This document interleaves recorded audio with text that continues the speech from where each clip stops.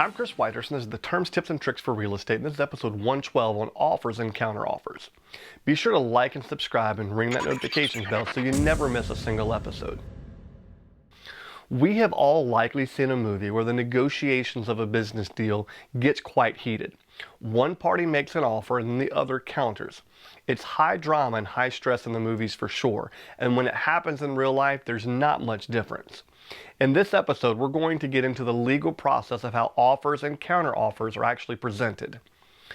Once offers start getting thrown around, things can get confusing and unnerving for buyers, sellers, and if truth be known, the agents.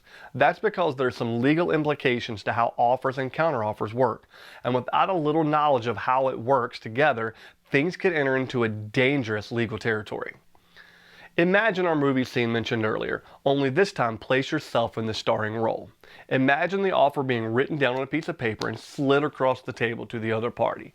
That's pretty much what has happened when an offer to purchase on a property has been submitted to the sellers.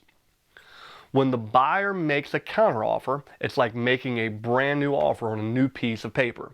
Instead of thinking of it as striking through the numbers and sliding that paper back across the table, what has really happened is the original offer has been thrown away, simply bought up and put in the trash can. To make it more dramatic for our Hollywood blockbuster, let's now imagine it as lighting the original offer on fire and burning it in front of the other party. The original offer simply no longer can be used. When a counter is presented legally, it cancels the previous offer and can no longer be considered. And while we're on the subject of legal aspects of an offer, let's talk about verbal offers. While they are certainly helpful in negotiations of a deal, they are not worth the paper they're written on. Simply speaking, a verbal offer is an idea, and the actual offer doesn't exist until the details are placed on a contract. A written offer is a legal contract and is binding once both parties sign and agree. The details are critically important. If there's a disagreement later, the details of the written contract will come under great scrutiny. Working through the small details early, while everyone is on equal footing and getting along, goes a long way to keeping a deal moving forward smoothly.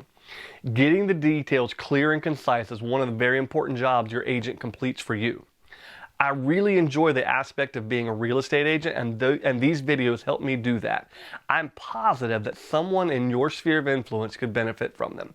Please share them. You can find all of my content on my website at chriswhitehurst.com or my YouTube channel. Be sure to like, subscribe, and ring that notifications bell on each platform to stay updated on all my videos. Thanks for watching. I'm Chris Whitehurst. Welcome home.